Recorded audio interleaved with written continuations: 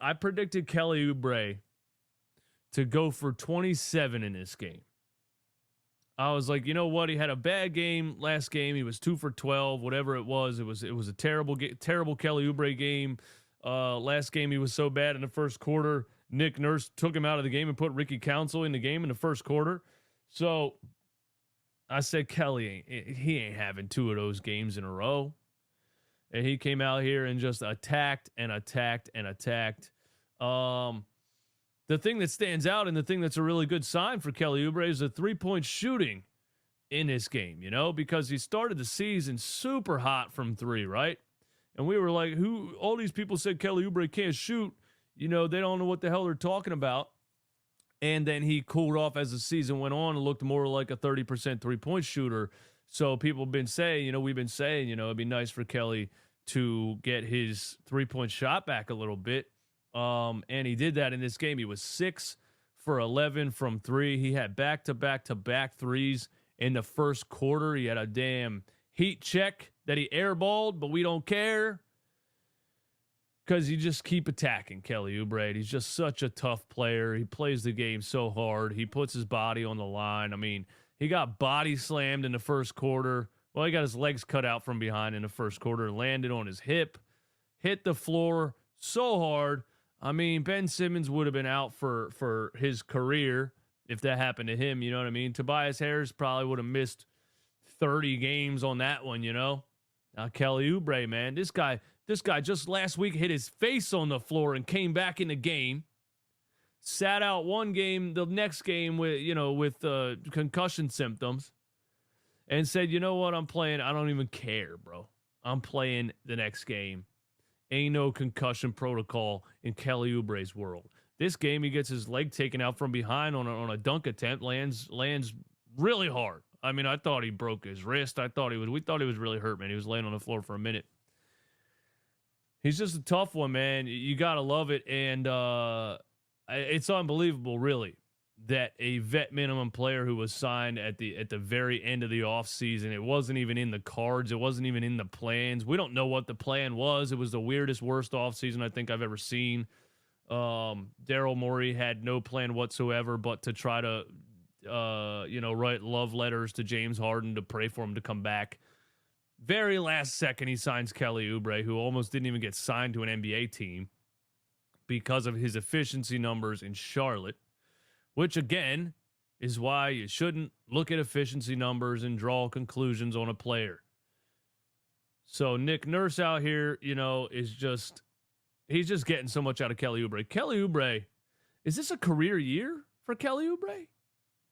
Playing in games like this where, he gets to be out there, Maxey takes the night off because you're playing in Toronto. The game doesn't matter. It's Easter Sunday. Enjoy your Easter, Tyrese. You've been dragging this team full of just one-legged soldiers with no weapons across a battlefield for months now.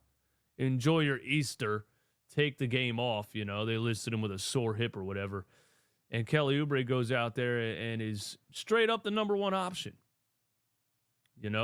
And he made a comment about Nick Nurse, and he said, I always attack the rim. It's how I've always played, but under Nick, he's really encouraging me to do it more. And I just think you just got to credit Nick Nurse for what he's doing with this team right now, man. I saw a stat today that Sixers are like number 1 in the NBA in steal rate and deflection rate. And it's just this team without Joel in the beginning, we knew they were going to lose a lot of games, and they did lose a lot of games. We expected that, even with Tyrese Maxey out there. Games without Tyrese and Joel, they have no business having a comfortable win over anybody, even if it is the Toronto Raptors, who again have a guy named Freedom Liberty out there who was just playing in the YMCA 6 hours ago, and they were like, hey, we need somebody on the court. Here's a jersey. You're in the game, Freedom Liberty. Shout out to that guy, though, for, hey, man, you're in the NBA, right? Good stuff. Living his dream, man. Libbity bibbity. Yeah, so shout out to Kelly Oubre, man. Just an unbelievable signing, and he should be Outside of Tyrese Maxey getting a max contract, that's going to happen, obviously, even though there is some weird haters in the comments from time to time. Kelly Oubre, I think, should be a high priority this offseason. I think Kelly Oubre should be a high priority this offseason. Do you guys agree with that? The Sixers should absolutely prioritize Kelly Oubre this offseason because they have not had a player that just attacks with reckless abandon, who actually has some length, athleticism, skill in literally years. I mean, this team's been full of soft divas for so long. And they haven't had a wing like this in so long, and he fits perfectly. And even going back to the beginning of the season with Tyrese and Joel, and he just fits in perfectly. He's exactly what you hoped Tobias Harris would have been. Yeah.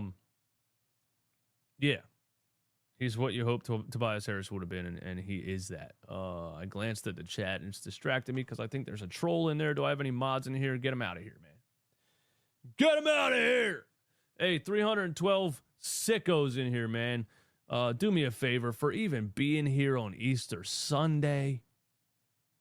Close out the